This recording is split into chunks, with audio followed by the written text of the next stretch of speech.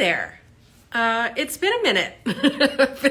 I've been away. For those of you who haven't been following on my own Instagram thing, that's where I was doing all of the videos and postings and things like that for my 2-week trip overseas.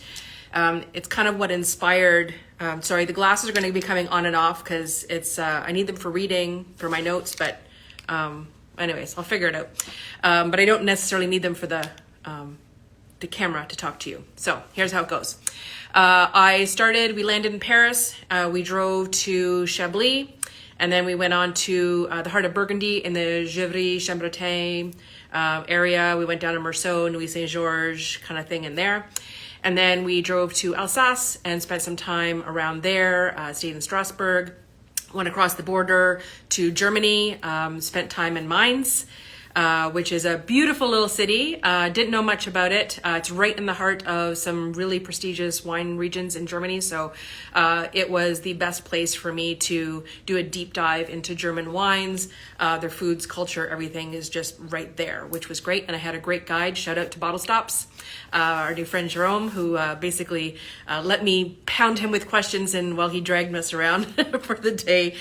And then we went to, and the cool thing was, which I loved, I told my parents that yesterday when I saw them, that on the day we were heading back to go to Scotland, we actually went into 5 countries in one day. So we left Germany and then went to Luxembourg for lunch, as one does when you're overseas. So we were in Luxembourg, and then we drove down to France again to drop off our car to fly to Scotland. But then on the way to Scotland, we had to stop over in Amsterdam. So 5 countries one day. I mean, how cool is that? But I'm home now. Thanks for everyone who may have thought they were going to stop by yesterday and saw our post that we were going to close for the day. We had some staffing issues, and I, to be honest, was not ready. Needed the day. My brain was a little foggy. Didn't think the jet lag thing would kick me in as hard as it did. But I was here all day doing food prep, and I usually have a full day on a Monday to get ready for a new menu launch. And I was kind of scrambling near the end and being short-staffed. I just thought, you know what, better to kind of spend the day doing all the things I need to do, have a good night's sleep, and then be back here first thing this morning. So I have been here for a couple of hours already. So now to the updates. Hey everybody, it's joining. New menu items. If you haven't seen the post, it's on Facebook now, it's on Google, and it's on the website. Couple of things that are not noted on there, so I wanted to describe a few things. So your Parmesan truffle fries, which I know you all love. Cool little update, while supplies last only, I brought truffles. These are from the Burgundy region. So these are the Burgundy truffles. They're preserved in alcohol. I'm hoping to talked to the owner a bit when I was there because I got some other cool products. Basically it's all truffles. That's all they did. Other thing you'll find on that Instagram thing is the little dog Julio is their truffle dog. So it's kind of cool just to actually be there and experience how everything truffle is made. And I was telling them about how we do truffle fries best here at Wander Food and Wine. So I had to bring home truffles so that you can actually have Burgundy truffles on your fries. So basically until they're gone, that's all I got. Because I had to save room in my suitcase for wine. So ask me about the wine purchases when you're here next, because I hit a record. Okay. The other thing is crab rillette. Now, rillette is basically like a soft pate almost. You can make it with seafood. You can make it with meats like pork. You can do chicken. I wanted to do crab because I happen to have a bunch of crab here on hand. So I wanted to kind of use it all up. And I had a crab rillette when I was in Paris on my first day. I wanted to sit in a square and drink wine and eat rillette like a true French woman and watch the sun go down. So I did that. So I wanted to give you the same experience. So it's a great after work thing or to start your evening. It's a good shareable. So again, crab rillette. It's going to be served with like pickled vegetables, maybe some pickled peppers, and just toasted baguette. That's it. Keep it easy.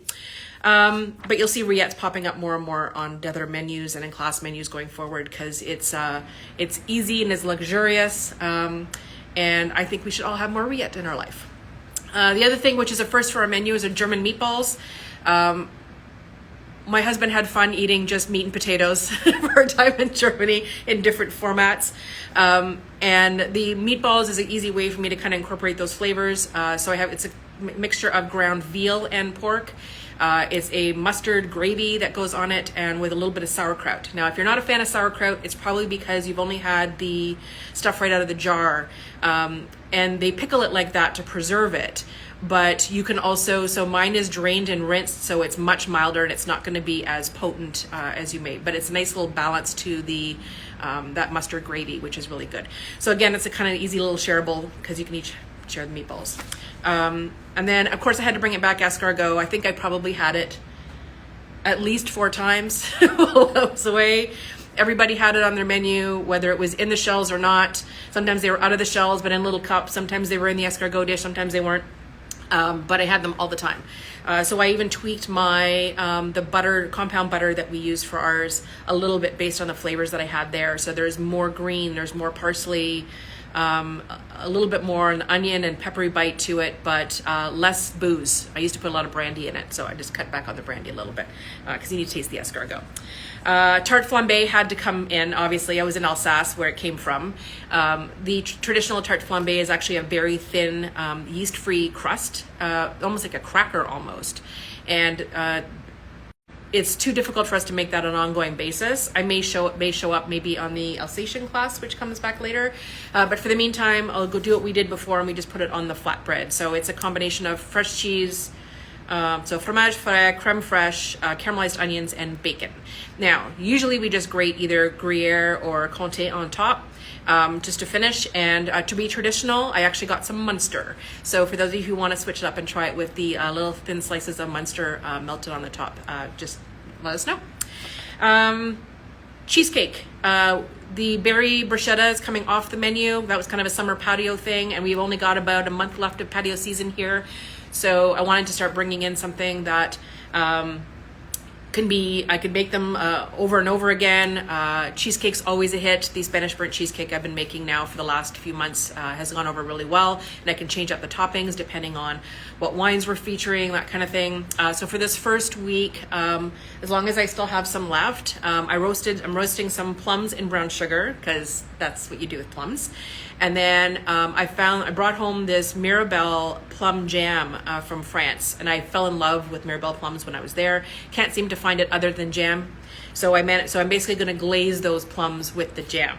Yes, so it's going to have this kind of caramelized glaze on them, so they'll be beautiful with that cheesecake, and it'll be fantastic with different kinds of wine pairings. And you don't even have to go too sweet with that because of the plums. So even just you know what? See, perfect.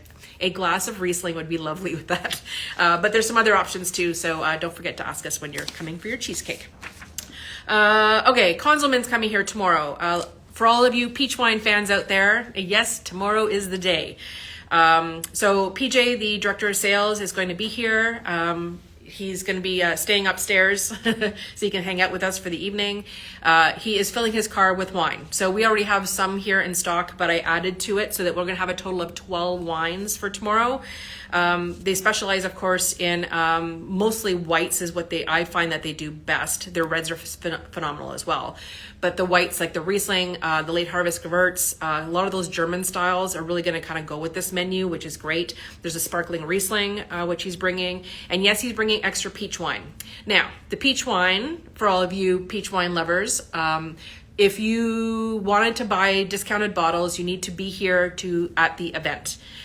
So those discounted bottles that we're going to be selling to take home, you need to be here to buy them because I want to save the stash for the people who are here. And then if there's any extra bottle sales, you can check with us later on the weekend. But we just don't want people showing up here just trying to come in to buy bottles that are a case of wine and leaving because he's only going to have a limited supply, and I want to offer it to the people who are here for the event first. So if you haven't made your reservation yet and you were planning to come and get peach wine, now's the time to make your reso. I've already got like 6 tables, I think, booked. The patio will be open. It's supposed to be a busy or beautiful night. So if you can't get a table inside and you're going to be outside, that's fine. If PJ is going to do a little presentation or some sort around 6 o'clock, anyone who's here will just let them know that the presentation's starting so they can just grab their glass and come in if they want to join us then. Okay, so that's for Conzelman for tomorrow night.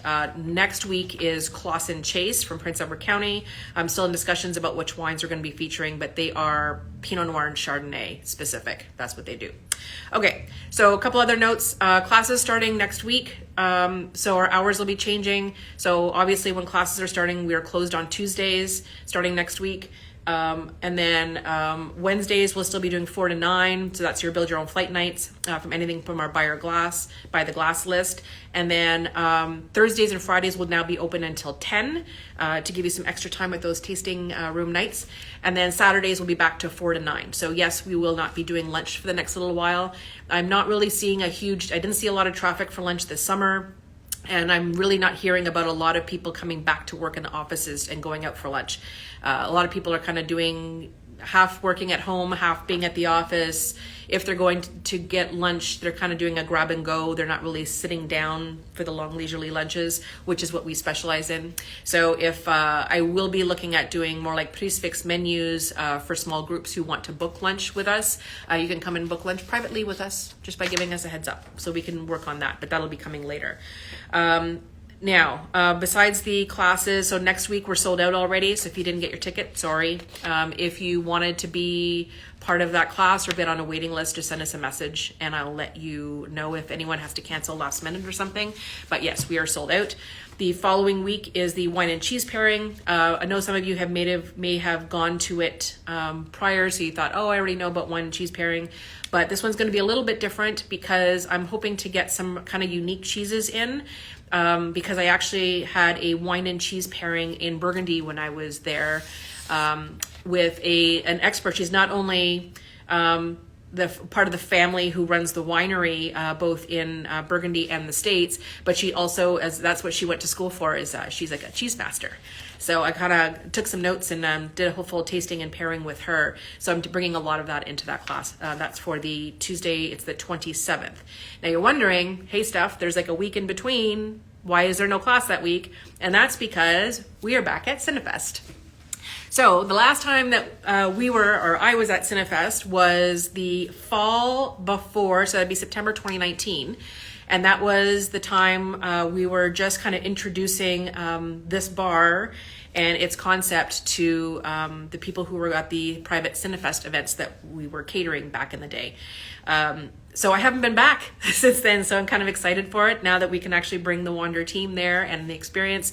So we'll be catering some private parties throughout from the 17th up to the 24th. So you'll notice that there'll be certain dates that you can't make reservations. So both Saturdays, unfortunately, will be closed because we need all hands on deck, as well as the Tuesday that week. That's why we have no class. It actually just worked out perfectly because we got asked to cater that night anyways. But there is one night that you can join us because you can't get into those private parties unless you know somebody. But Sunday the 18th, it is the gala presentation. So the gala movie is called Call Jane. And if you've seen a buzz around it being posted, I know that Cinefest already posted about it. This is a good excuse for a girls' night out.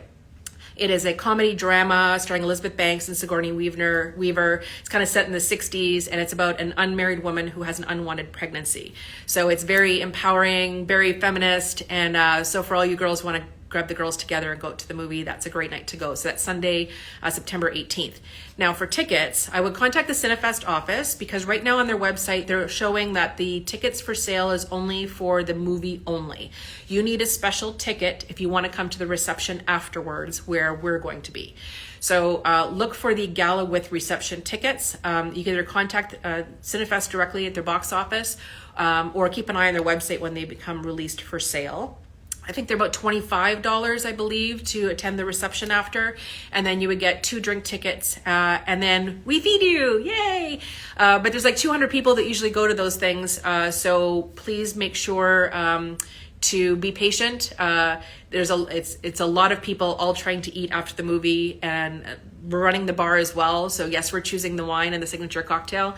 So this is going to be kind of our time to shine. So that's ours. It's ours to run as we wish and serve what we wish, and it'll be held at Laking Toyota in their new showroom. So if you haven't seen it, it's very pretty too. Okay, so that's it for Cinefest. Last news, I already told you about the new hours. Patio will probably be closing September 30th, that Saturday. I think the patio here is getting dismantled on October 15th. So that gives us some time to bring stuff to storage and that kind of thing. And usually by then, people aren't really wanting to sit outside anymore anyway. So keep that in mind if you want to soak up some rays out in the patio. You've only got a couple weeks left to do it. And the last thing is the contest. I know that I'm not good at remembering to take pictures and videos all the time to post. Hence the reason that you don't get these update videos very much. It's usually because we're so busy in the work that we always forget to kind of share what we're doing online. And not only that, we wanted to showcase, who's going, what they're having, showing people having fun here. And I thought the best way to get photos is to get you, who is here, to take photos and share them with us. So every month for the rest of the year, so September, October, November, December, anytime that you're here, post a picture, post a little video thing, post a reel, post whatever on Instagram, Facebook, or Twitter. Make sure to tag us so that we know that you did it. And then at the end of every month, I will do a draw for a $50 gift certificate. So that'll basically take care of your visit, and depending on how much you had, maybe the next one. So again, that's going to be September, October, November, December. So make sure to remember to take a picture when you're here and share it with us. And that's it. So again, thanks to everybody who was kind with my team and all the staffing issues we had over the last couple of weeks. Yes, everybody is healthy, tested. We're back to testing once a week. And we're just excited for the fall season. We've got lots planned, and I didn't even give you all the updates. So you'll have to stay tuned for more. All right, people. Happy Wednesday. It's Build Your Own Flight Night. Hope to see you later. Bye.